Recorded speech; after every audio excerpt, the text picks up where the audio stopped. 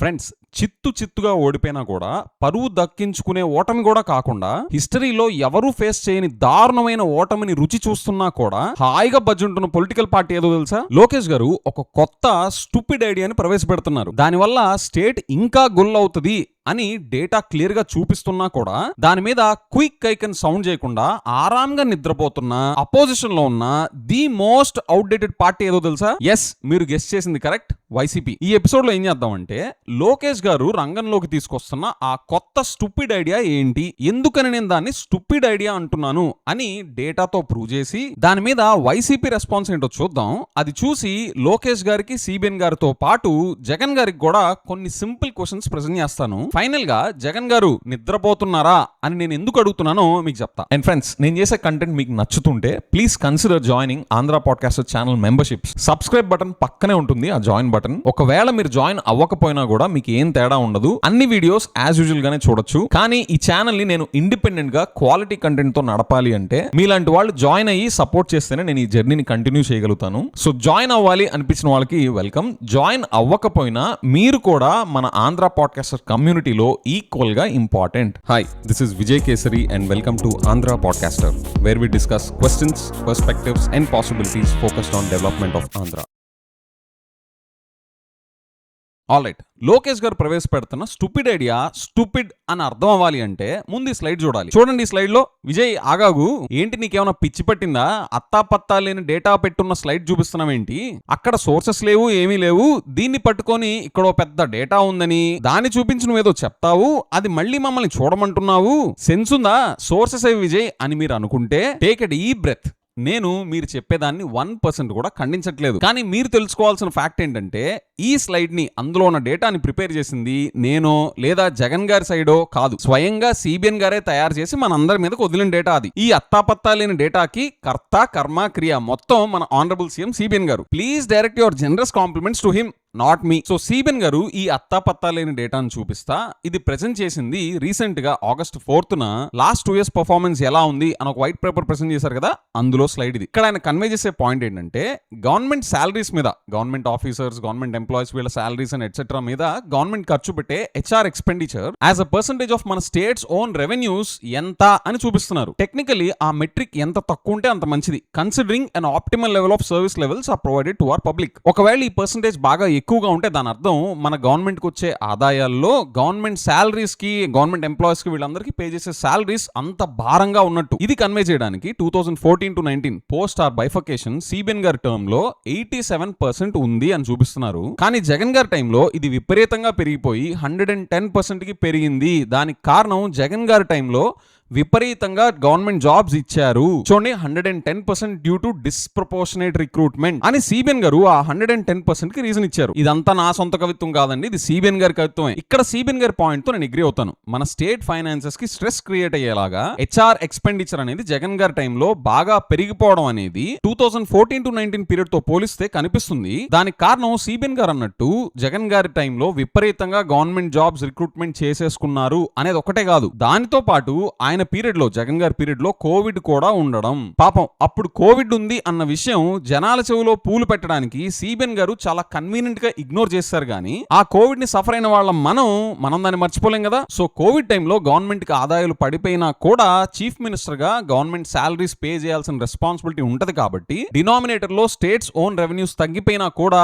Numerator లో government jobs ఎక్కువగా ఇచ్చేసి ఉన్నారు కదా. సో దానివల్ల ఈ HR expenditure as a percentage of states own revenues అనే మెట్రిక్ షూటప్ అయిపోవడం is quite visible during Jagan గారు పీరియడ్. అండ్ ప్లీజ్ నోట్, నేను ఎక్కడ జగన్ గారి పీరియడ్ లో ఆ వేల కొద్ది, లక్షల కొద్ది గవర్నమెంట్ జాబ్స్ ఇవ్వడం అనేది రైటా రాంగా అనే డిబేట్ లోకి నేను ఇప్పుడు వెళ్ళట్లేదు. That's a discussion for a later point in time. So the take away here is CBN గారి పీరియడ్ 2014 to 19 తో పోలిస్తే జగన్ గారి పీరియడ్ లో ఈ మెట్రిక్ అనేది చాలా హై లెవెల్స్ లో ఉంది, కన్సర్నింగ్ లెవెల్స్ లో ఉంది. దాని తర్వాత సిబిఎన్ గారు ఆయనకున్న విజన్ మొత్తం బాగా ఉపయోగించి దాన్ని తగ్గిస్తున్నాను అని చెప్తా ఫైనాన్షియల్ 2025 లో 98% కి, అండ్ లాస్ట్ ఫైనాన్షియల్ 2026 లో 95% కి తగ్గించాను అని కూడా చెప్పారు. ఇక్కడ బ్యూటిఫుల్ థింగ్ ఏంటంటే సిబిఎన్ గారి ప్రెజెంటేషన్ లో ఈ HR expenditure as a percentage of states own revenues అనే మెట్రిక్ ని మన ఆంధ్రప్రదేశ్ ఒకటే చూపించడం కాకుండా మిగతా డెవలప్డ్ స్టేట్స్ తో కూడా కంపేర్ చేస్తా ఈ బ్యూటిఫుల్ వ్యూ చూపించారు. I like it. ఈ వ్యూ కూడా బాగుంది. సో సిబిఎన్ గారు చెప్పాలనుకున్న పాయింట్ కన్వే అయింది. సరే, ఇలాగా సిబిఎన్ గారు ప్రెజెంట్ చేసిన తర్వాత ఏమైంది,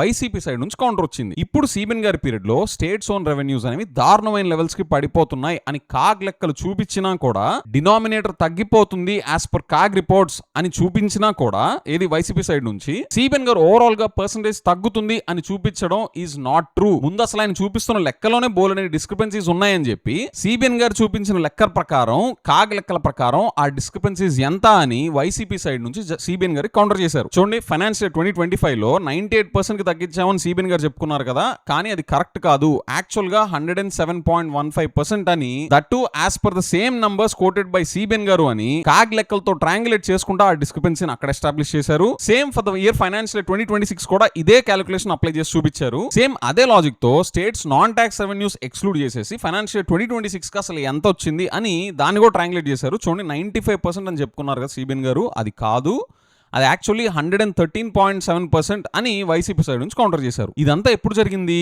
ఆగస్ట్ 4th సిబిఎన్ గారు ఈ వైట్ పేపర్ ప్రెజెంట్ చేస్తే ఆగస్ట్ 6th వైసీపీ సైడ్ నుంచి ఇది కౌంటర్ వచ్చింది. అండ్ ప్లీజ్ నోట్, సిబిఎన్ గారు చూపించిన తప్పుడు లెక్కలు అని అక్కడ ప్రూవ్ చేస్తుంది నేను కాదు, వైసీపీ సైడ్ నుంచి చూపిస్తున్న లెక్కలు అవి. విజయ్ ఒకసారి ఆగు, ఇది 3 వారాల క్రితం జరిగితే ఇప్పుడు ఎందుకు ప్రస్తావిస్తున్నావు? దానికి లోకేష్ గారి స్టూపిడ్ ఐడియా అంటున్నావు. అసలు లింక్ ఏంటి అంటే ఉందండి, ఇదంతా కనెక్టెడ్. మీకు ఇంకొక 1 minute లో పిక్చర్ మొత్తం క్లియర్ గా కనిపిస్తుంది. చూడండి, ఈ లాస్ట్ 3 వారాల నుండి మన స్టేట్ లో ప్యారల్ గా ఏం జరుగుతున్నాయి? ఎడ్యుకేషన్ మినిస్టర్ గా లోకేష్ గారు డిఎస్సిలో స్కామ్ చేశారు అనే అలిగేషన్స్ ధూమ్ ధామ్ అని ఎవిడెన్సెస్ తో సహా, ఆ జియోస్ తో సహా పబ్లిక్ లోకి వెళ్ళిపోవడం, దాని మీద బోలెడంత మంది యాక్టివ్ గా ఎడ్యుకేషన్ మినిస్టర్ లోకేష్ గారు సూపర్ ఇన్కాంపిటెంట్ అని, ఆయనకి ఎంత పాండిత్యం ఉందో బయటపడిందని సోషల్ మీడియాతో సహా చాలా ఓపెన్ గా ఎవిడెన్సెస్ తో కడిగి పడేస్తున్నారు. జనరల్ గా గవర్నమెంట్ జాబ్స్ లో టెక్నికల్ ఎగ్జామ్స్ ని రిలాక్స్ చేయడం చూసాం గానీ, ఇప్పుడు దాకా ఎప్పుడు జరగని చదువు చెప్పే టీచర్ పోస్ట్ కి టెక్నికల్ ఎగ్జామ్ క్వాలిఫై అవ్వాలి అని ఉన్న రూల్ ని తీసేసి వాళ్ళకి ఇష్టం వచ్చిన వాళ్ళని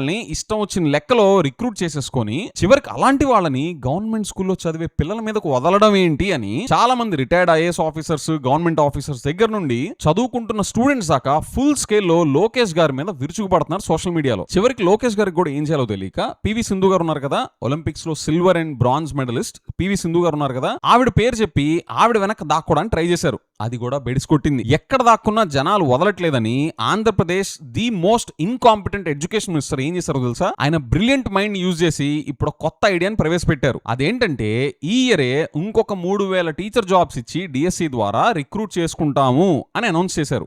ఇక్కడే ఒక పెద్ద గోల్మాల్ ఉంది. విజయ్, నీకేమైనా పిచ్చా? టీచర్ పోస్ట్ లో మళ్ళీ డిఎస్సి ద్వారా రిక్రూట్ చేసుకుంటారంటే అక్కడ గోల్మాల్ ఉందంటున్నావు ఏంటి అంటే, హియర్ మీ అవుట్. 3 వారాల క్రితం ఏం జరిగిందో ఒకసారి రివైండ్ చేసుకోండి. సిబిఎన్ గారు అత్తాపత్తా లేని డేటా చూపించి జగన్ గారి పీరియడ్ లో గవర్నమెంట్ జాబ్స్ ని విపరీతంగా ఇచ్చేశారు, డిస్ప్రపోర్షనేట్ గా రిక్రూట్ చేసుకున్నారు, దాని వల్లనే ఆ మెట్రిక్ బాగా పెరిగింది. ఆ పరిస్థితి నుండి, అంత దారుణమైన పరిస్థితి నుండి ఇప్పుడు సిబిఎన్ గారి విజన్ వాడి అక్కడ నుంచి తగ్గిస్తున్నాను అని చెప్పారా? ఆ స్లైడ్ లో కూడా చూసాం కదా. పైగా మిగతా స్టేట్స్ తో కంపేర్ చేస్తా ఒక బ్యూటిఫుల్ వ్యూ చూపించారు, అది కూడా చూసాం కదా. అంటే ఆల్రెడీ మన స్టేట్ ఫైనాన్సెస్ డిస్ప్రపోర్షనేట్ రిక్రూట్మెంట్ వల్ల, విపరీతంగా గవర్నమెంట్ జాబ్స్ ఇచ్చేయడం వల్ల బర్డెన్ తో ఉంటే మరి మళ్ళీ కొత్త 3000 జాబ్స్ ఎలా ఇవ్వగలుగుతున్నారు? ఇక్కడ ఇవ్వకూడదు అనేది కాదు నా పాయింట్. ఇవ్వండి, 3000 ఇస్తారో 3 లక్షల జాబ్స్ ఇస్తారో ఇవ్వండి, ఇచ్చే ఆస్కారం ఉంటే. కానీ సిబిఎన్ గారి నోటితోనే ఆయన చెప్పింది ఏంటి? జగన్ గారు చేసిన దారుణాల వల్ల, ఆయన విపరీతంగా గవర్నమెంట్ జాబ్స్ ఇచ్చేయడం వల్ల స్టేట్ ఫైనాన్సెస్ కి దారుణమైన పరిస్థితి పట్టింది అని చెప్పారా సిబిఎన్ గారి నోటితోనే? మరి ఇప్పుడు ఇంత సునాయాసంగా ఇంకో 3000 టీచర్ పోస్ట్ ఎలా ఇవ్వగలుగుతున్నారు? అంటే జగన్ గారి టైంలో జరిగింది మీరు చూపించింది బోగసా? కోవిడ్ కాబట్టి, అది బ్లాక్ స్వాన్ ఈవెంట్ కాబట్టి ఆ మెట్రిక్ షూటప్ అవడం క్వైట్ న్యాచురలేనా? అలాగైతే మరొక దారుణం లాగా ఎందుకు చూపించారు సిబిఎన్ గారు? లేదా సిబిఎన్ గారు చెప్పింది కంప్లీట్లీ కరెక్ట్, కానీ లోకేష్ గారికి పివి సింధు గారి పేరు చెప్పి ఆవిడ వెనక్కి దాక్కున్నా అది వర్కౌట్ కాలేదు, డ్యామేజ్ కంట్రోల్ ఇంకా ఎలా చేయాలో తెలియక అదే డిఎస్సి జాబ్స్ లో మళ్ళీ ఇంకొక 3000 పోస్టులు కొత్తగా క్రియేట్ చేసి ఇంకో 3000 జాబ్స్ ఇదిగోండి ఇంకా సైలెంట్ గా ఉండండి అని చెప్పి అంటున్నారా? మీకు గుర్తుందా? ఎలాగైతే తిరుమల వైకుంఠ ఏకాదశి టికెట్స్ అప్పుడు తిరుమల హిస్టరీ హిస్టరీలో ఎప్పుడూ జరగనట్టుగా ఫస్ట్ టైం అక్కడ తొక్కిసలాట జరిగి 6 చనిపోయారు, గుర్తుందా? మళ్ళీ తిరుపతిలోనే ఇంటర్నేషనల్ టెంపుల్స్ కన్వెన్షన్ అని చెప్పి అక్కడే ఒక ఈవెంట్ పెట్టారు. వైజాగ్ సింహాచలం టెంపుల్లో చందనోత్సవం అప్పుడు గోడ కూలి 7 చనిపోతే మళ్ళీ వెంటనే వైజాగ్ లోనే యోగా డే అని చెప్పి కోట్లు బర్న్ చేశారు. విజయవాడ ఫ్లడ్స్ వస్తున్నాయని 24 hours ముందే తెలిసినా కూడా ఎలాగైతే విజయవాడ ఫ్లడ్స్ వచ్చి అంత దారుణం జరగడానికి కారణమయ్యారో, మళ్ళీ విజయవాడలోనే డ్రోన్ షో అని పెట్టి ఈవెంట్ మేనేజ్మెంట్ చేశారో, ఇప్పుడు కూడా డిఎస్సిలో స్కామ్ జరిగింది అని ఎలిగేషన్స్ వస్తుంటే దాని మీద సిబిఐ ఎంక్వైరీ వేయండి అని జగన్ గారు ఛాలెంజ్ చేస్తుంటే హెడ్ ఆన్ ఫైట్ చేసి మెరిట్స్ ప్రూవ్ చేసుకోకుండా ఇప్పుడు కొత్తగా రంగంలోకి ఈ 3000 డిఎస్సి జాబ్స్ అని దించడం ఏంటి? అంటే లోకేష్ గారి పర్సనల్ డిజాస్టర్ నుంచి సేవ్ చేసుకోవడానికి డిఎస్సిలో స్కామ్ జరిగింది అన్న ఎలిగేషన్స్ నుంచి లోకేష్ గారు డిఫెండ్ చేసుకోలేకపోతున్నారు కాబట్టి లోకేష్ గారిని డిఎస్సి స్కామ్ నుంచి సేవ్ చేయడానికి మళ్ళీ అదే డిఎస్సి జాబ్స్ ఇచ్చి సేమ్ హిస్టారికల్ ప్యాటర్న్ మళ్ళీ ఇక్కడ కూడా రిపీట్ చేస్తున్నారా? అంటే అసలు స్టేట్ ఫైనాన్సెస్ అనేది నిజంగా ఇన్ స్పిరిట్ సిబిఎన్ గారికి గానీ లోకేష్ గారికి గానీ కన్సర్న్ కాదా? సిబిఎన్ గారు సూప్ లో పడితేనేమో జగన్ గారి పేరు చెప్పి ఆయన వెనక దాక్కుంటారు. ఆయన పీరియడ్ లో బాగా పెరిగిపోయింది, విపరీతంగా గవర్నమెంట్ జాబ్ ఇచ్చేయడం వల్ల అని చెప్పి ఆయన వెనక దాక్కున్నారు. ఇప్పుడు లోకేష్ గారు సూప్ లో పడిపోయేసరికి అంత గొల్ల అయిపోయిన స్టేట్ ఫైనాన్సెస్ ని కూడా ఇంకా గొల్ల చేసుకుంటా ఇప్పుడు మళ్ళీ కొత్తగా జాబ్స్ ఎలా ఇష్యూ చేయగలుగుతున్నారు? ఇదేనా సార్ సిబిఎన్ గారు రివైవ్ చేయడం అంటే? How are you justifying this 3000 new jobs when you yourself already showed that there was disproportionate recruitment already happened and we are already sitting on that burden? CBN గారు నచ్చినట్టు ఆయన తిప్పుకుంటారు, లోకేష్ గారు నచ్చినట్టు ఈయన తిప్పుకుంటారు. అసలు సిబిఎన్ గారు చేసేదానికి లోకేష్ గారు చేసేదానికి ఎక్కడన్నా పొంతనుందా? అయినా మీరు జగన్ గారి సైడ్ నుంచి సిబిఐ ఎంక్వైరీ వేయండి అని ఛాలెంజ్ చేస్తుంటే మీరు షంషేర్గా సిబిఐ ఎంక్వైరీ చేయకుండా స్టేట్ ఫైనాన్సెస్ ని ఇంకా గుల్ల చేస్తా మీరు చెప్పిన లెక్క ప్రకారమే ఈ అడిషనల్ రిక్రూట్మెంట్ ఏంటి మళ్ళీ? అంటే మీ యాటిట్యూడ్ ఏంటి?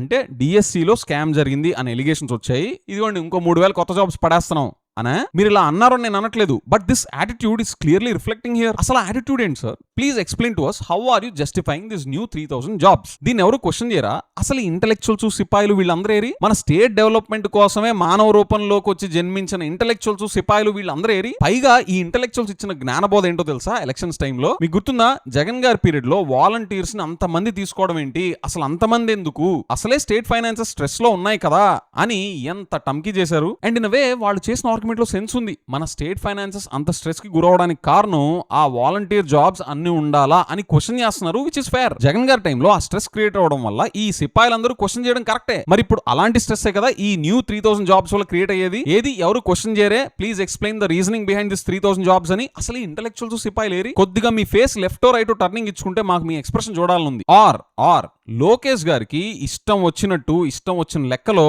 ఇంకా గవర్నమెంట్ జాబ్స్ ఇవ్వాల్సిన వెయిటింగ్ లిస్ట్ ఇంకా ఉందా? అందుకనేనా ఇంకో 3000 జాబ్స్ అంటున్నారు? లోకేష్ గారు మీ ముందున్న టాస్క్ ఫస్ట్ ప్రూవ్ దాట్ మీ టైంలో జరిగిన ఈ DSC was done in fair and transparent manner and then show your workings on how this new 3000 post is justified. Show your math behind your decision. Sir Lokesh garu ఇదంతా కాదు sir, మీకున్న పాండిత్యానికి, మీకున్న incompetence కి, మీకున్న అమోఘమైన విషయ పరిజ్ఞానానికి అసలు మీరు ఎడ్యుకేషన్ డిపార్ట్మెంట్ ఎందుకు తీసుకున్నారు సార్? పవన్ కళ్యాణ్ గారిని చూడండి, కుంకి ఎలిఫెంట్స్ ని కేర్ తీసుకోవడం లాగా హిప్పోపోటమస్ లో, రైనోసరాస్ లో అలాంటి వాటిని కేర్ తీసుకోవడం లాంటివి తీసుకోవచ్చు కదా, తప్పేమి కాదు సార్. అవి కూడా మోగజీవాలే, వాటికి సర్వీస్ చేయడం కూడా మంచిదే. పవన్ కళ్యాణ్ గారిని చూడండి, వేటిల్లోనూ వేలు పెట్టకుండా హాయిగా ఆ కుంకి ఎలిఫెంట్స్ ని కేర్ తీసుకుంటా ఎలా టైం నడిపేస్తున్నారు. సేమ్ మీరు కూడా అలాంటి సెలెక్ట్ చేసుకోవచ్చు కదా సార్. అంటే మీకున్న ఇన్కాంపిటెన్స్ లెవెల్స్ కి ఎడ్యుకేషన్ మినిస్ట్రీ అవసరమా? అది మీకు సెట్ కాదు అని ఇంత క్లియర్ గా ప్రూవ్ అవుతున్నా కూడా ఎందుకు సార్ చిన్న పిల్లల ఫ్యూచర్స్ తో ఆడుకోవడం? ఫస్ట్ మీరు ఇప్పుడు మాకు క్లారిఫై చేయాల్సింది ఒకటే సార్, సిబిఎన్ గారు చూపించే వర్షన్ కరెక్టా, మీరు చూపించే వర్షన్ కరెక్టా? ఇద్దరిలో ఎవరిదో ఒక్కళ్ళదే కరెక్ట్ అవ్వాలి. ఐదర్ సిబిఎన్ గారు చూపించిన అత్తాపత్తా లేని నెంబర్స్ ఫేక్ అన్నా అయి ఉండాలి, కాదు ఆయన చెప్పింది రైట్ అయితే మరి ఆయన చూపించినట్టు మీరు ఈ 3000 జాబ్స్ తీసుకురావడం అనే ఐడియా ఇదన్నా స్టూపిడ్ ఐడియా అయి ఉండాలి. ఆ క్లారిటీ మీరు ఇచ్చేదాకా మీ ఫాదర్ చెప్పిన థియరీ ప్రకారమే మీరు ఇప్పుడు 3000 న్యూ జాబ్స్ అనేది క్వైట్ ఆపోజిట్ గా ఉంది కాబట్టి మీ ఫాదర్ చూపించిన థియరీ ప్రకారమే ఇప్పుడు మీ కొత్త ఐడియా కూడా డిస్ప్రపోర్షనేట్ రిక్రూట్మెంట్ కి దారి తీస్తుంది కాబట్టి నా దృష్టిలో ఇది ఒక stupid idea and I'm challenging you sir Lokesh garu as a common person, prove me wrong. All right, ఇప్పుడు జగన్ గారి దగ్గరకు వద్దాం. సార్ జగన్ గారు మీ సైడ్ నుంచి సిబిఎన్ గారు ప్రెజెంట్ చేసిన 2 years పర్ఫార్మెన్స్ ఆ వైట్ పేపర్ ని కడిగవతల పడేశారు కదా, అండ్ ఎడ్యుకేషన్ మినిస్టర్ లోకేష్ గారు డిఎస్సి లో స్కామ్ చేశారు అనే అలిగేషన్స్ చేశారు కదా, మరి ఆయన ఇప్పుడు డ్యామేజ్ కంట్రోల్ చేయడానికి పివి సింధు గారి పేరు చెప్పి ఆవిడ వెనక దాక్కున్నా కూడా అది బెడిసి కొడుతుంది కాబట్టి ఈ స్టూపిడ్ ఐడియాని ప్రెజెంట్ చేస్తుంటే ఏం చేస్తున్నారు సార్? మీ సైడ్ నుంచి ఇది మన స్టేట్ ఫైనాన్సెస్ కి ఇంకా ఎలాంటి బర్డెన్ క్రియేట్ చేస్తుందో మీరు ఛాలెంజ్ చేయకుండా ఏం చేస్తున్నారు సార్? మీ కళ్ళ ముందే సిబిఎన్ గారు చూపించిన లాజిక్ ప్రకారం లోకేష్ గారి ఐడియా దానికి క్వైట్ ఆపోజిట్ గా ఉంది కదా, మరి మీరు దాన్ని క్వశ్చన్ చేయరా? మీకు యాజ్ అన్ అపోజిషన్ క్వశ్చన్ చేసే రెస్పాన్సిబిలిటీ లేదా? సిబిఐ ఎంక్వైరీ వేయండి అని అడిగారు, ఇంకంతా అయిపోయిందా? పవన్ కళ్యాణ్ గారు లాగా ఇంక ఎలక్షన్స్ కి ఒక 4-5 months ఉంది అనగా ఇంకప్పుడు దిగి హడావుడి చేశారు. సేమ్ అదే ఫార్ములానా మీది కూడా? విజయ్ ఇక్కడ అంతకు మించిన మ్యాజిక్ ఫార్ములా ఏమీ లేదు, నువ్వు కూడా హాయిగా బజ్జో ఎంజాయ్ మాడి అంటారా? మరి నేను చెప్పినట్టు మీ థాట్ ప్రాసెస్ ఎక్కడా లేకపోతే మీరు లోకేష్ గారు ఈ ఐడియా ప్రవేశపెట్టిన తర్వాత మీ సైడ్ నుంచి ఎలాంటి అటాక్ ఉండాలి సార్? సిబిఎన్ గారు లోకేష్ గారు ఇంత క్లియర్ గా దొరికిపోతే మీ నుంచి మీ టీం నుంచి అయినా ఎలాంటి అటాక్ ఉండాలి సార్? జగన్ గారు ఇందుకనే నాకు ఈ క్వశ్చన్ రైజ్ అయింది సార్, మీరు నిద్రపోతున్నారా అని. ఫ్రెండ్స్, నేను ప్రెజెంట్ చేసిన ఆర్గ్యుమెంట్ లో మీకు సెన్స్ ఉంది అని అనిపిస్తే, జగన్ గారిని నాలాగే మీరు కూడా నిద్ర లెగాలి అని అనుకుంటే కామెంట్స్ లో వేకప్ అని మెన్షన్ చేయండి. అండ్ యూట్యూబ్ లో Andhra podcast channel membership join అయిన ప్రతి ఒక్కరికి my heartful thanks. With that I will see in the next episode. By.